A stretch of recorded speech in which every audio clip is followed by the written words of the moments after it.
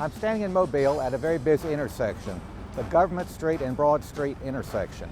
Back in 1890, it was far quieter. In fact, the road was dirt, and residents regularly had to get a hose and hose it down in dry spells to keep the dust from blowing up on their front porches. The Methodists decided to build a brick Gothic church. The interior would seat 600 in its sanctuary, and it had an adjoining Sunday school room with double doors that opened up to seat 400 more, so it could seat 1,000 parishioners.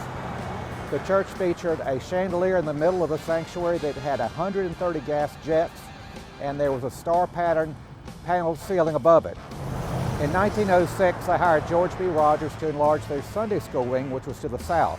When he was completing it in 1913, he brought plans back to them to also enlarge and rebuild the sanctuary. They accepted that plan. That plan called for the church to be completely changed in style. It went from brick Gothic to stuccoed Spanish colonial. George Rogers said it was quite in keeping with Mobile's history with its Spanish heritage. If you look at the facade of this church, it's very ornate, but it gets more ornate as your eye goes heavenward, which was the plan. The lower level features simpler columns representing earth, and as your eyes go forward and upward, you're supposed to be thinking of heaven with all the ornate detail that's there. Rogers finished his work in 1917.